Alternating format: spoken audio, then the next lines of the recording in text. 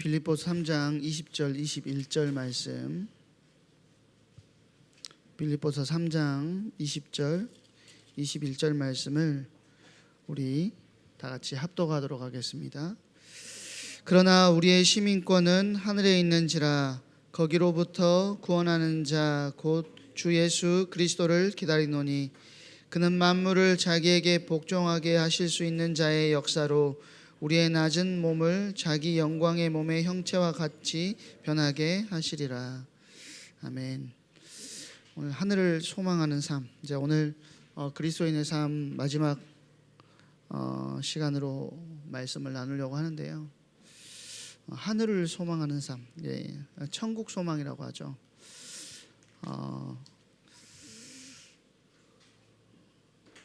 그런 응답의 자리에 우리 다음 세대들이 다 쓰임 받아야 되겠습니다. 저와 여러분을 하나님께서 하나님의 자녀로 불러주셨어요. 하나님의 자녀로 불러주셨다는 것은 우리가 그리스도인의 삶이라는 주제를 가지고 말씀을 나눈 이유는 뭐냐면 자녀다운 삶이라는 것이 무엇일까를 같이 한번 생각해 보자는 거였습니다. 세상 사람들은 자기 자신의 소속을 자랑할 때가 많이 있죠. 어떤 나라의 국민인지 또 어느 도시의 출신인지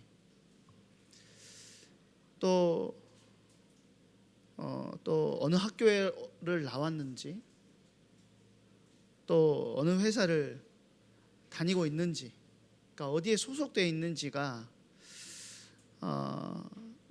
나를 소개하는 그런 것들이 되었습니다. 이번 주 중에 저에게 이제 저희 둘째 딸이 질문을 많이 하거든요. 그러니까 질문 좀 그만해라 이렇게 하는데 둘째 딸이 저한테 와가지고 집에 앉아가지고 소파에 앉아가지고 쉬고 있는데 질문을 하더라고요. 아빠, 산업공상이 뭐야? 산업공상이 뭐네요? 산업공상. 네가 그런 소리를 어디서 들었냐? 어디서 뭐가 봤나 봐요. 그러니까 산업공상이 뭐냐고 물어보더라고요. 그래서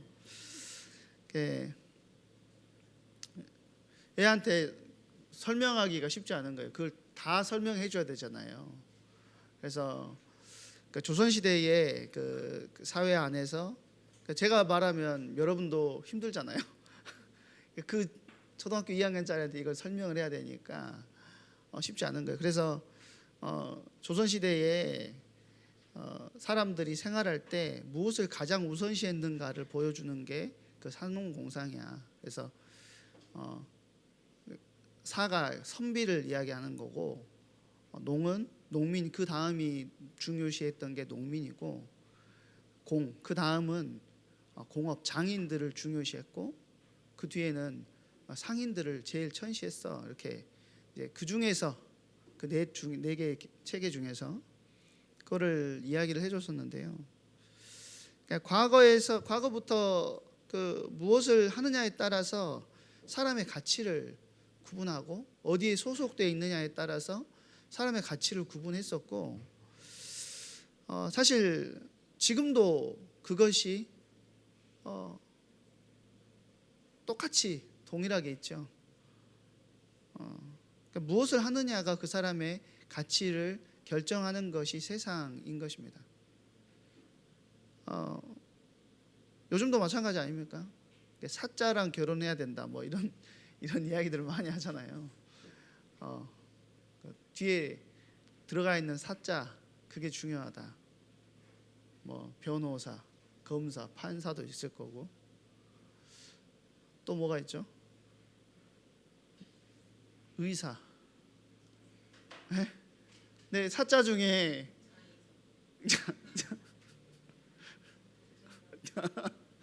사자 중에 그 기피하는 직업 있잖아요. 목사, 전도사.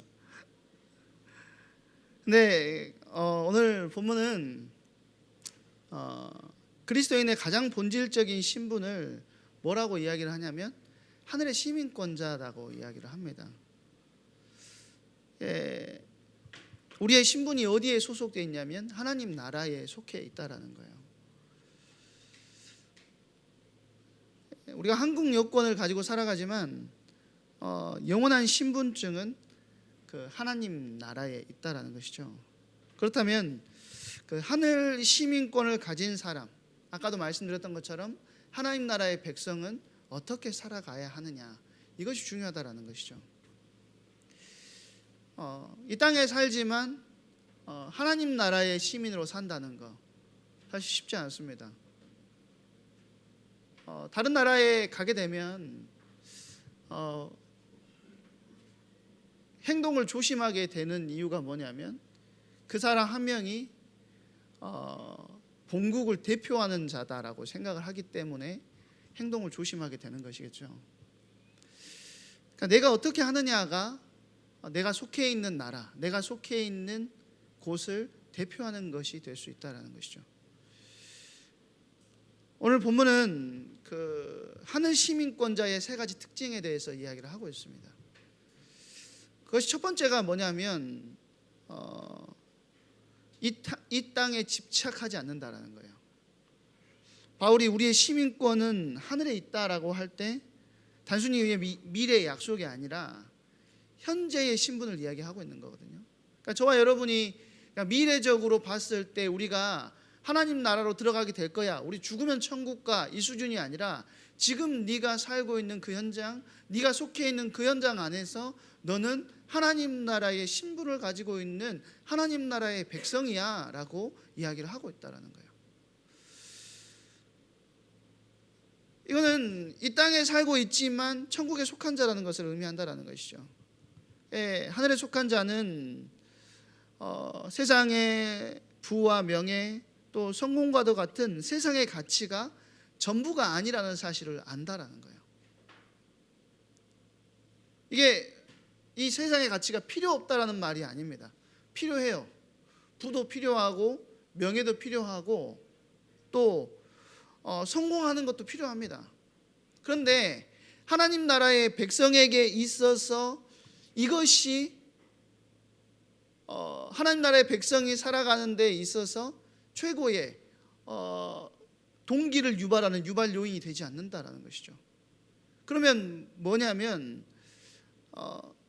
우리가 캠핑을 갔을 때 여행자가 잠시 머무는 텐트에 과도하게 막 어마어마한 것들을 투자하지 않는 것처럼 이 땅에서의 삶이 잠시 잠깐의 시간이라는 사실을 알아야 된다는 거예요. 그리고 뭐죠? 저와 여러분은 영원히 기다리고 있다는 사실을 기억해야 된다는 거죠. 마태복음 16장 19절에서 20절에 보니까 이렇게 이야기를 합니다. 너희를 위하여 보물을 땅에 쌓아주지 말라. 거기는 좀과 동록이 해하며 도둑이 구멍을 뚫고 도둑질하느니라. 오직 너희를 위하여 보물을 하늘에 쌓아두라. 거기는 좀이나 동록이 해하지 못하며 도둑이 구멍을 뚫지도 못하고 도둑질도 못하느니라 그랬습니다.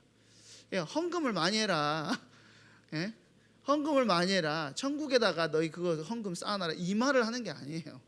이게 오해를 하는 사람들이 있는데 그 말을 하는 게 아니라 가치의 우선순위를 이야기하는 것입니다. 육신의 것, 세상의 것에 가치의 우선순위를 두면 물론 필요한 것이고 그것들이 없어져서는 안 되는 것들이긴 하지만 거기에는 분명히 구멍을 뚫고 도둑질하는 흐름들이 분명히 있다라는 거예요. 그런데 영적인 것들, 하나님 나라의 것에 가치의 중심을 두고 살아갈 때 그것들을 누구도 건들지 못하게 하신다는 것이죠. 하박국 1장 2절에서 4절에 보니까 악인이 형통하고 의인이 고난받는 세상의 모습을 이야기를 해주고 있어요. 그러니까 현실은 불의와 고난으로 가득해요.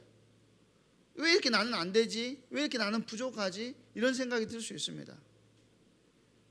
그래서 하박국 선지자도 하나님께 질문하는 거예요. 하나님, 의인들은 왜 이렇게 힘들고 악인들은 왜 이렇게 떵떵거리고 잘 살고 잘 되죠? 왜 그럽니까? 라고 질문했어요. 그런데 하박국 선지자에게 하나님께서 말씀해 주시는 그 말씀들을 통하여서 하박국 선지자가 낸 결론이 뭐였냐면 현실은 불의와 고난으로 가득하지만 그것이 잠시라는 거죠. 그리고 하나님의 정한 때에 하나님의 공의와 영원한 나라가 드러나게 된다는 거예요. 그러니까 영원을 바라보는 삶을 살아가는 것, 이 땅에서 하나님 나라의 백성으로서 영원을 바라볼 수 있는 것 자체가 하나님 나라의 백성의 시작이라는 거예요. 그래서 빌립보서 3장 19절에 보니까 이렇게 이야기합니다. 그들의 신은 배요 그들의 영광은 그들의 부끄러움에 있고 땅의 일을 생각하는 자라. 이렇게 경고하죠. 그러니까 땅만 바라보는 삶을 넘어서 하나님께서 원하시는 것은 땅의 것이 아니라 더 근원적인 가치, 영원한 가치를 바라볼 수 있어야 된다라고 말씀하신다라는 거죠. 그것이 하나님 나라의 백성, 그리스도인의 삶에 있어서 가장 중요한 시선이라는 것이죠. 자, 육신의 것에 관심 갖던 자가 하나님의 것을 바라보게 되면 이제 무엇을 기다리는 삶으로 그 삶이 바뀌어지게 되냐면 주님을 기다리는 삶으로 그 삶의 방향이 바뀌어지게 돼요. 무엇이죠? 소망이 바뀌게 된다는 거예요. 내가 소망했던 것들이 세상의 대단한 것들을 얻기 위한 소망이었다면 그 소망이 영적인 최고의 가치이신 그리스도께 소망이 옮겨가게 된다는 거예요.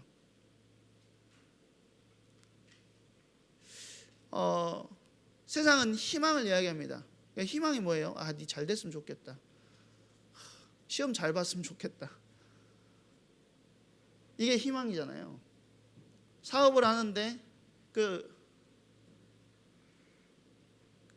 사업 개업하는 집에 돈나무를 이렇게 잎사귀가 돈처럼 생긴 금전수인가요? 그거를 많이 이렇게 선물을 하잖아요. 근데 거기에 그 문구가 있어요. 이렇게 해가지고 문구를 이렇게 달아주잖아요. 거기 대부분이 뭐냐면 돈 세다가 잠드소서 뭐 이런 거, 이런 게 그런 문구를 많이 달아주거든요. 여러분들 이제 개업집에 가보면 그런 게 굉장히 많이 있습니다. 제가 왜 이런 말을 하냐면 사실 그건 희망이죠. 그렇게 됐으면 좋겠다라는 거예요. 근데 정말 막연한 기대에 불과하다는 거예요. 근데 성경이 말하는 소망은 확실히 이루어질 것을 바라보는 믿음이라는 거예요. 무엇을 소망하는 것이냐? 히브리서 11장 1절에 보니까 믿음은 바라는 것들의 실상이요 보이지 않는 것들의 증거다라고 이야기를 합니다. 그러니까 그리스도인에게서 있어서 기다림은 뭐냐면 될지 안 될지 모르는 것을 기다리는 것이 아니라 이미 약속된 것을 믿음의 눈으로 바라보면서 그것을 오늘로 당겨와서 살아가는 거예요. 그게 소망을 가지고 살아가는 거라는 거죠. 그런데 우리가 어떤 소망을 가지고 살아가느냐? 영원한 가치가 되신 그리스도를 소망하면서 살아가는데 무슨 소망입니까? 요한복음 14장 3절에 보니까 뭐라고 합니까? 가서 너희를 위하여 거처를 예비하면 내가 다시 와서 너희를 내게로 영접하리라. 주님께서 뭐 하신다 그랬죠? 다시 오신다라고 약속하셨어요. 그러니까 주님의 다시 오심을 기다리며 살아가는 것이 하나님 나라의 백성에게 있어서 가장 중요한 가치라는 거예요. 그러니까 그리스도인의 삶을 통틀어서 이야기하면 우리가 그리스도로 옷 입었음을 기억해야 되고, 또 믿음의 길에서 벗어나더라도 다시 그 믿음의 길 위로 올라가야 되고, 베델로 올라가야 되고, 또 그리스도께서 주시는 은혜와 능력 안에서 성령의 인도하심 따라서 살아야 되고, 많은 것들이 있지만 그 많은 것들이 궁극적으로 이루려고 하는 목적은 뭐냐면 사실은 그리스도의 다시 오심을 기다리는 삶을 살아내는 겁니다. 그리스도인들이 신앙생활 하다 보면 주님이 나와 함께 하셔, 주님이 나를 인도하셔, 주님께서 나를 주장하고 계셔, 이거는 믿는데요, 주님의 다시 오심은 나하고 상관없는 일이라고 생각할 때가 많습니다. 근데 이거는 주님이 오늘 내일 다시 오실 거야, 이거 종말론적인 신앙을 가지고 살아가야 된다는 말을 제가 왜 여러분들에게 말씀드리냐면, 이것이 그리스도인의 모든 삶의 전반적인 부분에 영향을 미칠 수 있기 때문이라는 거예요. 제가 어제도 운전을 하고 가다가 그 열받게 하는 팍 올라왔어요. 속에서 분노가 치밀어 오르고 죽일까 막 하다가 저놈 새끼 죽일까 막 하다가 속으로 내뱉지는 않고, 아니 겉으로 내뱉지는 않고 속에서 올라오는 그 감정이 있잖아요. 그것이 올라왔는데 제가 무슨 생각을 했냐면, 사실 말씀을 준비하고 있었잖아요. 내가 왜 이거에 별거 아닌 것에 연연하고 살아가지? 하고 봤더니 오늘이 나에게 있어서 최고의 가치인 거예요. 오늘이 나에게 있어서 최고 복되고 귀한 거라고 생각하는 거예요. 그런데 그게 아니라 하나님 나라의 백성은 사실은 영원을 오늘로 끌어와서 살아가는 자들이거든요. 그리스도께서 다시 오심을 기대하면서 오늘도 살아가야 되는 것이 하나님 나라의 백성인데, 정작 여러분들에게 계속 메시지하고 보물을 하늘에 쌓아둬야 돼 하면서 목사들이 많이 하늘에 안 쌓아두고 뒤에다 쌓아두다가 이상한 일들을 벌이지 않습니까? 저도 모르게 그러고 있는 거예요. 저도 모르게 오늘만 생각하면서 살아가고 있는 저의 모습을 봤습니다. 그런데 그게 아니라는 것이죠. 주님께서 다시 오실 것이 분명하고 주님께서 다시 오실 것이 확실하기에 그 소망을 가지고 오늘을 살아가는 것이 하나님 나라의 백성에게 있어서 중요하다는 거예요. 사도행전 1장 11절에 보니까 천사들이 제자들에게 뭐라고 합니까? 너희 가운데서 하늘로 올려지신 예수는 하늘로 가심을 본 그대로 오시리라, 이렇게 증언해요. 그러니까 성도들의 기다림은 불확실한 미래가 아니라 확정된 약속의 성취를 향한 기다림이라는 것이죠. 이 기다림이 단순히 그냥 대기 타고 있는 게 아닙니다. 주님이 오신다 했으니까 그냥 기다려야지, 이게 아니라 우리의 삶의 태도에 영향을 미친다는 거예요. 우리의 삶의 태도에 어떤 영향을 미칠까요? 종말론적인 삶을 산다면, 주님이 다시 오실 거니까 그 시한부 종말론을 가지고 있는 사람들의 특징, 그 이단들의 특징이 뭔 줄 알아요? 주님이 다시 오실 건데, 몇 월 며칠에 오실 건데 지금이 너희에게 무슨 소용이 있어? 아무 소용 없어 라고 이야기를 해요. 그래서 너희 직장도 그만두고 다 그만두고 너희 집도 필요 없으니까 다 팔고 여기로 다 모여, 그거 다 헌금해 이렇게 이야기해요. 헌금은 왜 필요한지 모르겠어요. 그렇잖아요. 다 팔았는데 그 헌금은 왜 필요하냐고요. 주님 오실 건데. 그러니까 시한부 종말론을 가지고 있는 사람들은 그렇게 이야기합니다. 근데 종말론적인 삶이라는 것은 뭐냐면, 주님이 언제 오실지 모르기 때문에 마태복음에 보니까 뭐라고 하죠? 등불을 준비하고 있는 다섯 처녀처럼 늘 주님의 다시 오심을 기대하고 기다리면서 오늘의 나의 자리에서 하나님께서 원하시는 삶을 찾아내게 나가고 살아가는 것입니다. 지난주 우리 강단 말씀에 들었던 것처럼 주께서 쓰시겠다 하라, 그 주님의 쓰시는 그 현장 속에 내가 오늘 쓰임 받는 거, 그것이 기름을 준비한 자의 삶의 태도라는 거예요.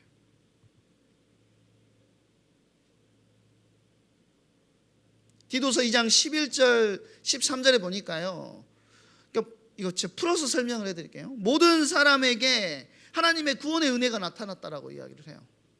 그리고 그 은혜는 우리를 교육하고 경건하지 않음과 속된 종욕을 버리게 만든대요. 하나님의 은혜가, 구원의 은혜가 임하면 우리 안에서 어떤 일이 벌어지냐면 우리를 경건하게 하고 우리를 교육해서 정욕을 버리게 만든다라는 것이죠. 그리고 이 세상에서 신중하고 의롭게 살게 하고 결국은 우리의 인생을 통하여서 뭘 드러내게 하시냐면 하나님의 영광이 드러나게 하신다라고 디도서 2장 11절에서 13절에 보면 나와 있습니다. 그러니까 소망을 가진 자의 삶이 변화될 수밖에 없음을 이야기한다라는 거예요. 주님께서 저와 여러분과 함께 하심을 통해서 내가 천국의 소망을 가지고 있다는 것은 내 삶이 이전의 삶과 다르다라는 것이죠.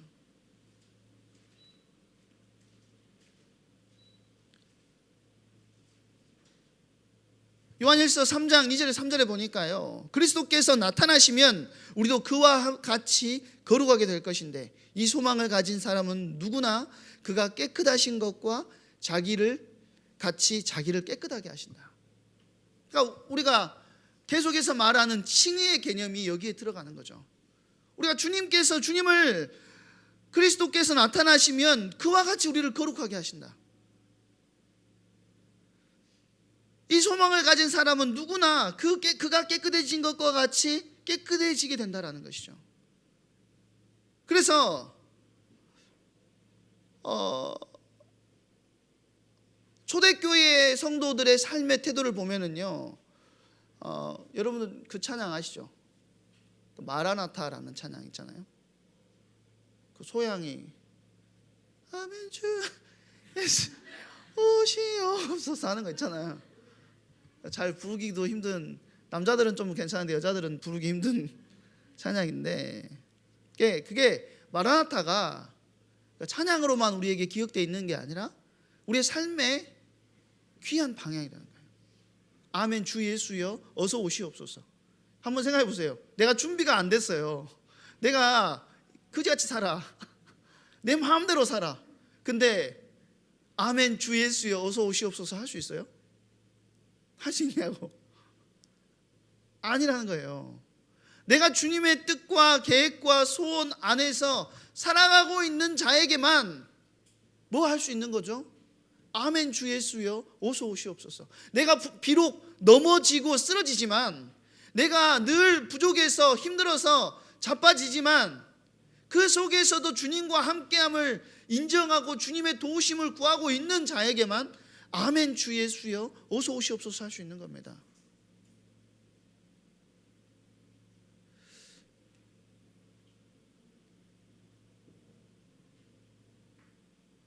고린도전서 16장 22절에 그러니까 바울이 마라나타라는 말을 썼어요.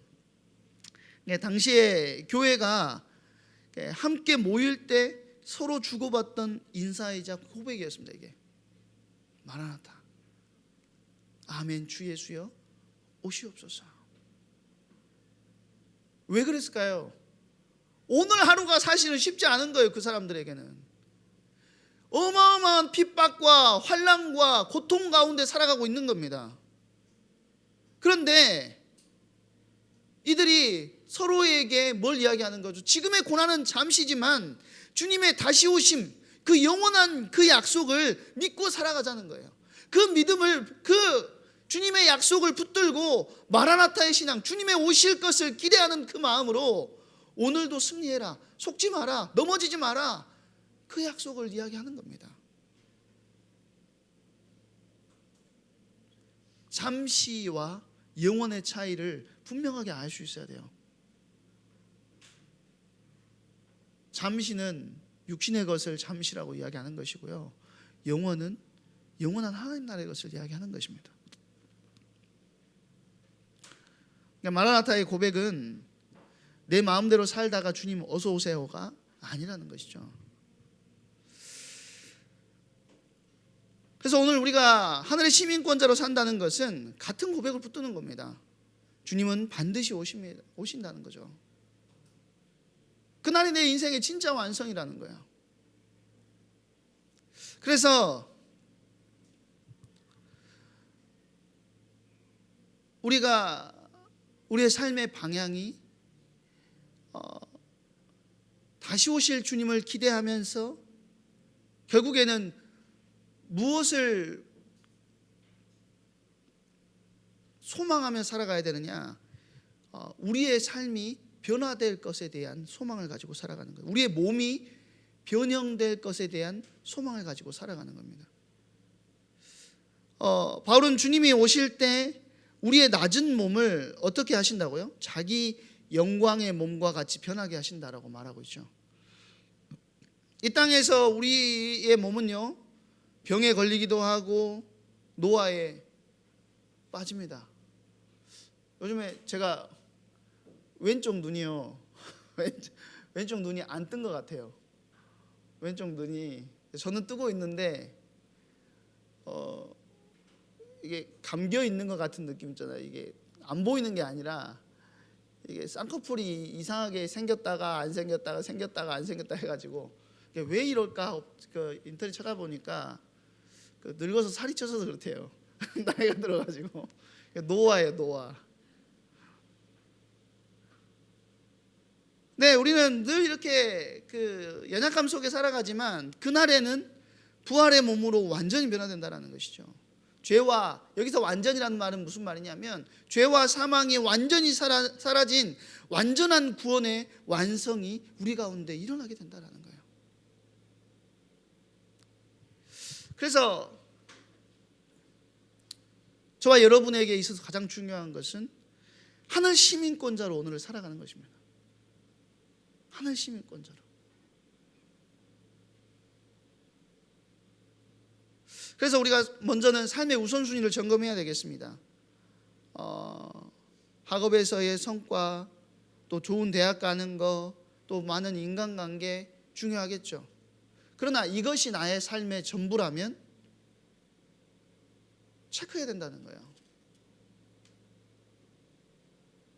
내가 진짜로 하나님 나라의 가치와 주님의 뜻을 기준 삼아 살아가느냐, 이것을 확인해 봐야 된다는 것이죠. 그래서 우리가 세상 속에서 하나님 나라의 법을 살아내는 은혜가 있어야 된다는 거예요. 그리스도인의 삶은 출발점부터 목적지까지 하늘을 향해 있어야 된다.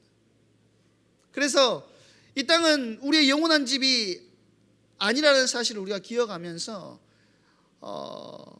골로새서 3장 2절의 말씀처럼 위의 것을 생각하고 땅의 것을 생각하지 말라. 이 말은 땅의 것이 필요 없다라는 말이 아니에요. 너희 가치 기준에서 우선순위가 무엇이냐를 이야기를 하고 있는 것입니다. 주님이 오시는 그날 우리 믿음의 여정이 완성돼 나갈 줄로 믿습니다. 오늘도 그 사실 기억하시면서 우리의 생각, 우리의 마음 영혼이 내가 진짜로 주님의 다시 오심을 소망하며 살아가는 믿음의 주역으로 쓰임 받아야 되겠구나 결단하는 응답의 한 주간 되시기를 주님의 이름으로 축원합니다. 우리 이 시간에 같이 찬양했으면 좋겠습니다. 주님 곁으로 날 이끄소서라는 찬양인데요. 우리가 우리 힘과 우리 능력 가지고 내가 주님을 바라봐야 되겠다, 주님만 붙잡아야지 한다고 해서 주님을 잡을 수 있는 것이 아닙니다. 성령의 조명하심이 필요하고요, 성령의 도우심이 필요해요.